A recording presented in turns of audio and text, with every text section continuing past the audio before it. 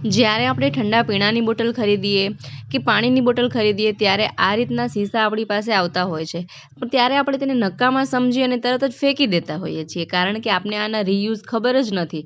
આજના વિડીયોમાં હું તમને આ દરેકના એવા મસ્ત જબરદસ્ત આઈડિયા બતાવવાની છું કે આજ પછી જ્યારે પણ તમે પાણીની બોટલ કે ઠંડા પીણાની બોટલ ખરીદશો ને તો તે બોટલ ફેંકશો નહીં, પરંતુ તેને ઘરે સાથે લઈ આવશો અને આઈડિયા અજમાવશો. તો ચાલો શરૂ કરીએ વિડીયો.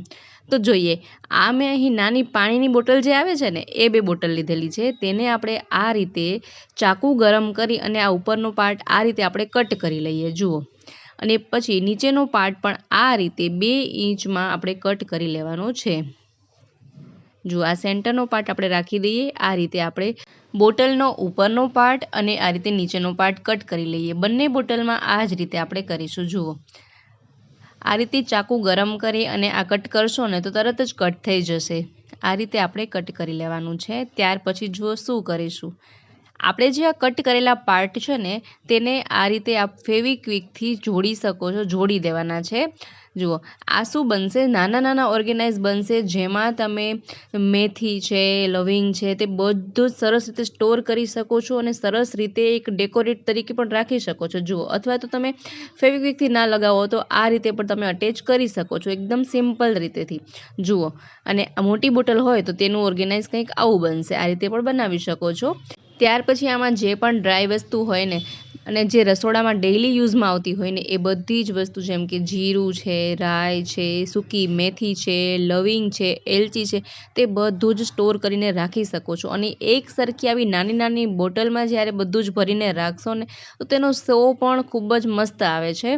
જુઓ, આ રીતે તમે કંઈ પણ વસ્તુ સ્ટોર કરી શકો છો અને ખૂબ જ સરસ મજાનો આઈડિયો છે આ. તો આઈ હોપ આ આઈડિયો તમને પસંદ આવ્યો હશે. જુઓ કેવું સરસ લાગે છે ને. ત્યાર પછી જોઈએ નેક્સ્ટ આઈડિયા. તો આ રીતની મેં અહીં થમ્સઅપની બોટલ લીધેલી છે. આવી બોટલ દરેકના ઘરમાં હોય જ છે. તેમાં પણ આપણે આ જ રીતે કરવાનું છે. અહીં ચાકુ ગરમ કરી અને આ રીતને ઉપરનો પાર્ટ આપણે કટ કરી લઈશું. જુઓ, આ રીતે સરળતાથી કટ થઈ જશે. આ પાર્ટ આપણે કટ કરી લેવાનો છે અને એનો ઉપયોગ જોઈએ હવે. જુઓ, તો કોઈ મોટી બોટલમાં આપણે કોઈ વસ્તુ ભરવાની હોય તો આપણે હાથેથી ભરવાનું હોય તો આ રીતે ભરી નથી શકાતું, અથવા તો વાટકીથી પણ ના ભરી શકાય. જો અહીં હું ચોખા ભરીને દેખાડી રહી છું, બધા જ નીચે ઢોળાઈ જાય છે. તો આના માટે આપણે આ જે બનાવ્યું છે તેનો ઉપયોગ કરી શકો છો. આ રીતે બોટલની ઉપર આ રીતે રાખી અને તમે તેમાંથી બધી જ વસ્તુ સરસ રીતે ભરી શકો છો. આ એક ગળણી જેવું કામ કરશે. તમારી પાસે તાત્કાલિક કોઈ ગળણી ન હોય અને આવું કામ આવી જાય ને તો આ રીતની બોટલ પડી હોય તો તમે આ આઈડિયો અજમાવી શકો છો. ત્યારબાદ આ પણ જે બધા વેસ્ટ છે ને તેના પણ આપ ઘણા બધા ક્રાફ્ટ બનાવી રિયુઝ કરી શકો છો. ત્યાર પછી જોઈએ નેક્સ્ટ બોટલ. જુઓ, તેમાં પણ આ રીતે આપણે આગળનો ભાગ કટ કરી લઈશું. ત્યાર પછી આ રીતે જુઓ, ચાનું પેકેટ હોય અથવા તો કોઈ પણ પેકેટ હોય ને જેમાંથી આપણે અડધો સામાન વાપરેલો હોય અને અડધી કોથળી એમ જ પડી હોય તો તેમાં તમે આ રીતે લગાવી શકો છો કેપ, અને તેને દોરાથી આ રીતે બાંધી લો. તો આ રીતે તમે આ બોટલની કેપ ગમે તે પેકેટ પર રાખી શકો છો. અને મીઠી વસ્તુનું પેકેટ કોઈ હોય ને તેના માટે તો ખૂબ જ સારું રહેશે, કારણ કે આનાથી કીડીઓ પણ તેમાં નહીં ચડે અને તમે આને લાંબા સમય સુધી આ રીતે પેકેટમાં જ સ્ટોર કરીને રાખી શકો છો. અને જેટલા પ્રમાણમાં જોઈએ એટલા પ્રમાણમાં જ આપ તેનો યુઝ કરી શકો છો. જુઓ, આ રીતે ખૂબ જ સરળતાથી આપ આ બધી જ વસ્તુઓને આ પેકેટમાં જ સાચવી શકો છો અને સ્ટોર કરી શકો છો. ત્યાર પછી જોઈએ નેક્સ્ટ આઈડિયા. તો જુઓ, આ રીતે કઠોળ હોય છે ને તે એમ જ પડ્યું રહે તો ઘણી વખત એમાં ધનેડા, મટકા એવું થઈ જતું હોય છે. તો તેવું ન બને તેના માટે આ રીતે તે જ કોથળીમાં આપણે આ રીતે બોટલની કેપ રાખી અને તેને આ રીતે તમે ટાઈટ ફિટ બંધ કરી શકો છો, એરટાઈટ બંધ કરી શકો છો. આ રીતે ગાંઠ લગાવી શકો છો અને ગાંઠ ન લાગી શકે તો તમે દોરો પણ બાંધી શકો છો. જુઓ, આ રીતે શું થશે ને કે બધું જ કઠોળ જે છે તે એરટાઈટ બંધ થઈ જશે, જેમાં ક્યારેય પણ જીવાત નહીં પડે. અને આ રીતે તમે જોતા પ્રમાણમાં તેમાંથી તે કઠોળ કાઢી શકો છો અને તેને સારી રીતે સ્ટોર કરીને રાખી શકો છો. ત્યાર પછી જોઈએ નેક્સ્ટ આઈડિયા. જુઓ, તો આ રીતે મેં એક બોટલ લીધેલી છે. તેને પણ આપણે આ રીતે ગરમ ચાકુથી અડધા માપમાં કટ કરીશું, 2 પાર્ટમાં કટ કરીશું. જુઓ, આ યુઝ આપણે પછી જોઈએ. પહેલાં આપણે જે આ બીજો પાર્ટ છે તેનો હું તમને યુઝ બતાવી દઉં. તો આને તમે માપ તરીકે રાખી શકો છો. એટલે કે જ્યારે આપણે ચોખા, ભાત, ખીચડી એવું બનાવતા હોઈએ છીએ, ક્યારેક વધારે બની જાય, ક્યારેક ઓછું બને, તો આને તમે એક ફિક્સ માપ તરીકે રાખી શકો છો કે આટલા પ્રમાણમાં આપણે બનાવવાનું છે. જુઓ, ત્યાર પછી આ બીજો ઉપયોગ જોઈએ. તો આ રીતના કોઈ વાસણ હોય અથવા તો કાચના વાસણ હોય, ધારદાર વાસણ હોય, તો તેમાં આ રીતે આપણે સાફ કરીએ તો ઘણી વખત આપણે હાથમાં લાગી જવાની સમસ્યા રહે છે. તો તેને તમે આ વાયરને આમાં ફિટ કરી અને તમે તેનાથી વાસણ સાફ કરી શકો છો, જેથી વાસણ સરસ રીતે સાફ પણ થઈ શકશે અને તેની ધાર અથવા તો કાચ આપણને હાથમાં વાગશે પણ નહીં. જુઓ, આ રીતે તમે સહેલાઈથી દરેક વાસણને સાફ કરી શકો છો. ખૂબ જ ઇઝી રહેશે. અને તમને તેમાં જ એક બીજો આઈડિયો બતાવી દઉં કે આ રીતે જે વાયર હોય છે ને, તેમાં તમે આ રીતે દોરી બાંધી દો.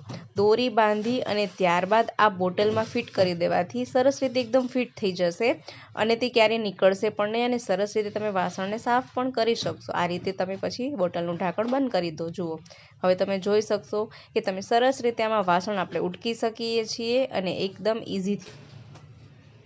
તો આ આઈડિયા પણ તમને જરૂર ગમ્યો હશે. ત્યાર પછી જોઈએ નેક્સ્ટ આઈડિયા. તો અહીં મેં મોટી બોટલ લીધેલી છે પ્લાસ્ટિકની. તેને આપણે આ રીતે પહેલાં જે તેમાં કવર હોય ને તેને દૂર કરી દઈએ, બરાબર.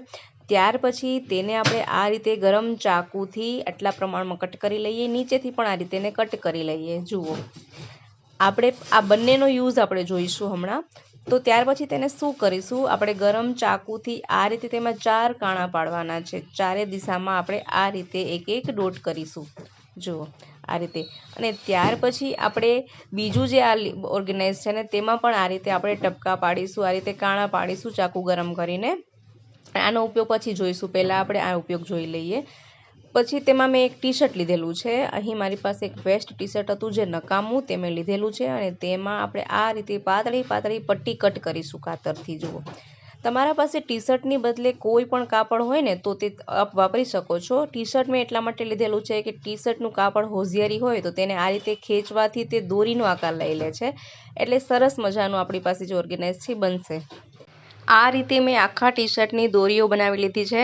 તમારા પાસે 2 ટી-શર્ટનો ઉપયોગ કરશો ને તો આ જે વસ્તુ આપણે બનાવી રહ્યા છીએ તે ખૂબ સરસ બનશે.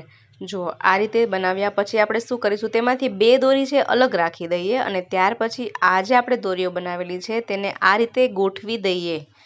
જુઓ, આ રીતે ચોરસમાં ગોઠવ્યા પછી આપણે જે 2 દોરી અલગ રાખી એમાંથી એક દોરી લઈ અને આ રીતે તેમાં ગાંઠ બાંધી લઈએ. જુઓ, સારી રીતે આ રીતે ગાંઠ વાળી લીધા પછી આપણે એમાંથી જે એક્સ્ટ્રા દોરીઓ જે હોય તેને આપણે આ રીતે કાતરથી કટ કરી લઈએ અને તેને એક સરખો આકાર આપી દઈએ. જુઓ, ત્યાર પછી તેને આ રીતે ગોઠવી લઈએ અને જે બીજી દોરી આપણે રાખેલી હતી તેમાંથી 2 ટુકડા કરી અને આ રીતે તેમાં ગોઠવી દો. જુઓ, આ રીતે ગોઠવો. જેમાં તમે વિડીયોમાં જે રીતે જોઈ રહ્યા છો ને સેમ ટુ સેમ એ રીતે પ્રોસેસ કરવાની છે. ત્યાર પછી આપણે જે આ બોટલમાં આપણે 4 કાણા પાડેલા હતા ને તે કાણામાં આપણે આ દોરીને પોરવીએ. અંદરની સાઈડથી આ રીતે પોરવી લઈએ અને તેમાં બધી જ દોરીઓને સાથે આપણે મેળવી અને તેમાં આપણે ગાંઠ લગાવી દઈએ. જુઓ, આ રીતે આપણે ઉલટાવી અને તેમાં ગાંઠ લગાવી દઈએ. સરસ મજાનું આપણે અહીં બનાવ્યું છે મોપ બનાવ્યું છે, એટલે કે આપણે પોતું બનાવ્યું છે.